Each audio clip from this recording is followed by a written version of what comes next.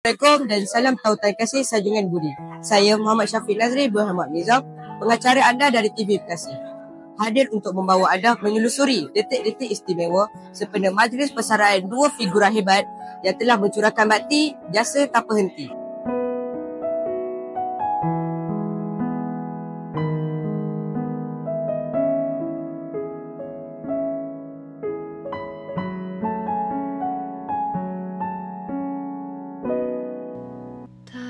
Tepat jam 11 pagi, ketibaan tetamu kehormat disambut penuh gemilang. Perarakan masuk yang diraikan menyaksikan keanggunan dan ketulusan hati warga pendidik. Diiringi kompang bunga mangga dan senyuman penuh makna. Sampai di ujung waktuku mencintamu.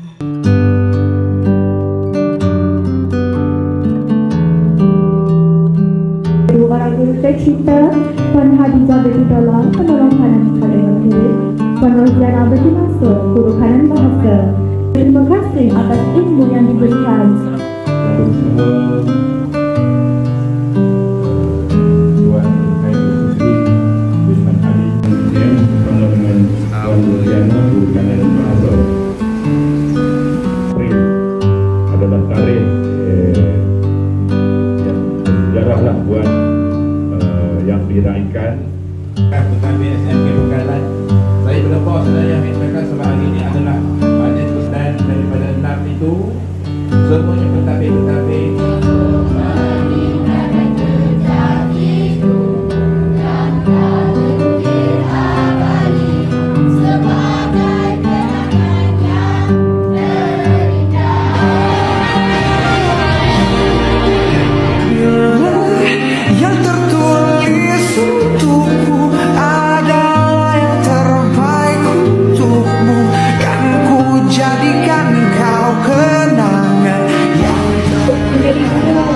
satu kejayaan yang tak pernah saya kesali. Terima kasih banyak-banyak kerana sudi hadir dan meluangkan masa.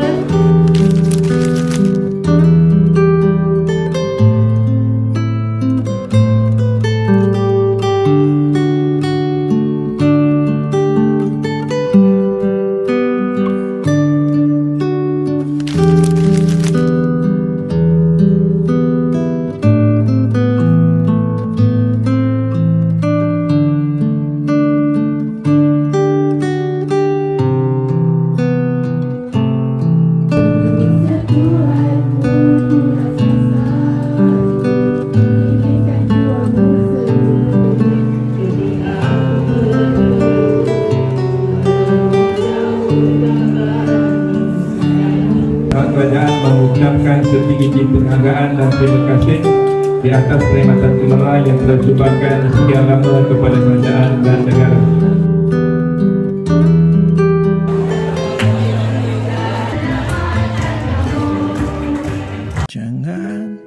Hujan yang turun di hari penuh makna ini seolah-olah mengerti.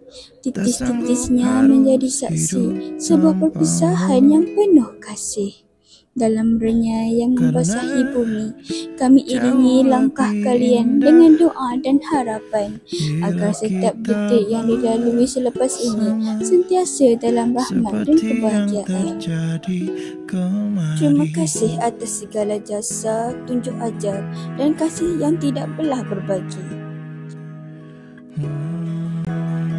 Dari kami di TV Bekasi, selamat bersara Puan Hadijah dan Puan Roziana. Semoga kehidupan selepas ini lebih bermakna, penuh keberkatan dan kebahagiaan. Terima kasih atas segala jasa dari hati kami untuk hati kalian. Sekian saja dari kami di TV Bekasi. Teruskan menyokong kami dengan subscribe, like dan share. Jumpa lagi di episod yang akan datang hanya di TV Bekasi. Suara sekolah kita. Habis sudah nafasku.